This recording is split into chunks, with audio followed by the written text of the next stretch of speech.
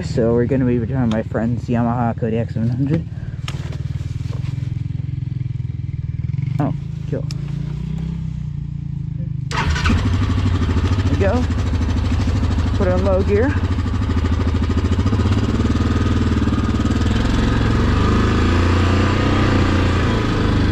Alright, so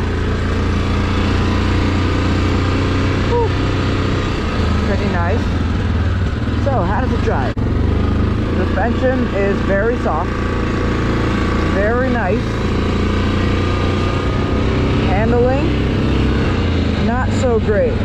So, I mean, you get good suspension for that and a very nice seat. Engine braking, pretty nice. Engine, powerful, fast. Oh, that low, deep low rev. My Kingquad has that too. Old Kingquad 700. Yeah. I'm not gonna be full gassing it much, but how does it ride compared to the Kingquad? Kodiak. I mean, it's a little bit more tippy because the suspension is softer. I'm gonna give out. Engine braking is it's a bit harsh in low gear. I'm gonna try it in high gear now. So, I mean, it's in low gear. I feel like it's not as harsh as the Kingquad, because the Kingquad in low gear, it's very strict. Like, it depends on the speed you're going. If you're going like 9 miles an hour in low gear, it'll stop you slowly. But if you're going like down a hill, it will just be sitting there at 1 mile an hour. This doesn't really do that as much. It's just engine braking is not really as good. Try it in high gear. Let's see how it's different, because with the Kingquad in high gear, the engine braking is very soft. It's not very... Yeah, Kodiak, it's the same. It's the same. The engine braking doesn't change depending on your how you're driving. So that's kind of a little bit of a bum.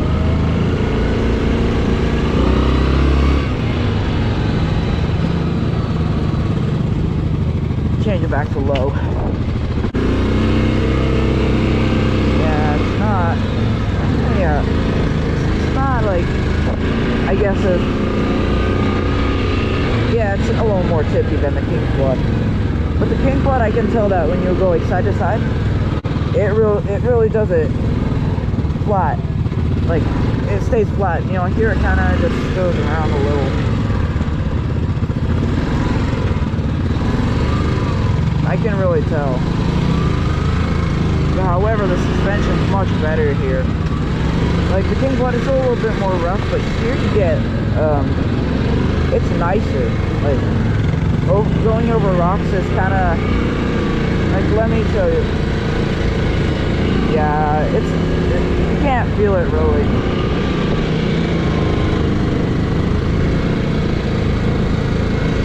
I'm gonna see how I can test it on a rock. Yeah, and a Kingquad you feel that much more.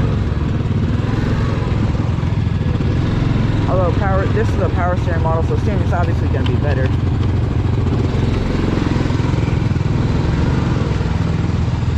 Much better steering.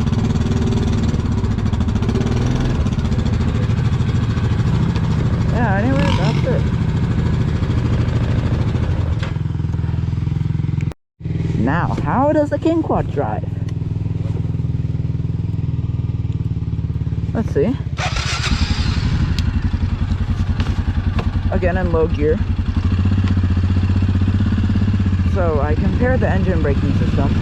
Okay, in low gear, see, look, it's not very harsh, but when it comes to like, now it gets really harsh at like low speeds. It's a little bit of vibration because my my bushing is a little bit that's just at like low speeds. But all right, anyway, this you can also barely feel it. Now let's see.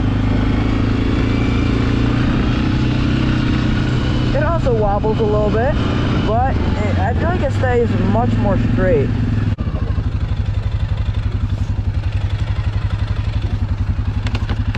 Now let's see in high gear how it does.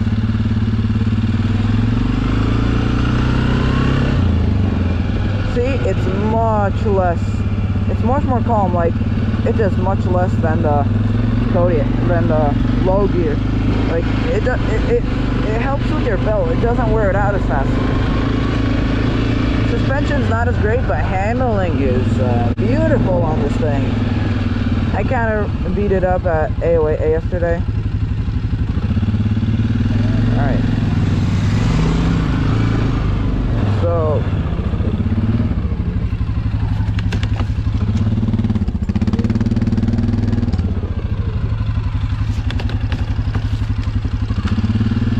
alright, let's full gas this thing and see how it does.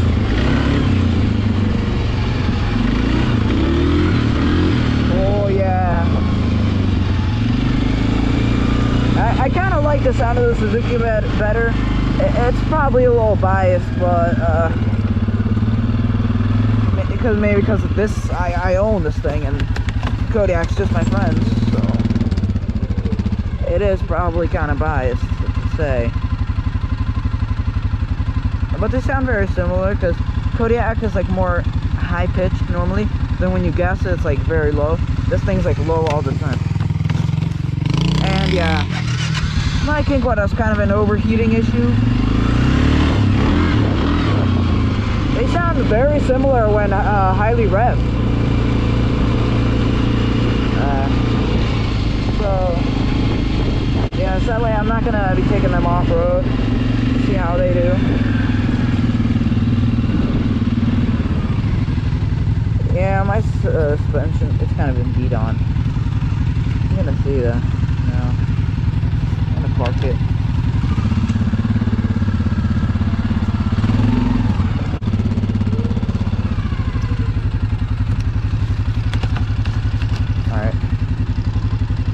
Well, then again, my quad has 2,639 miles now. That thing only has like 300 or 500 or something. Alright.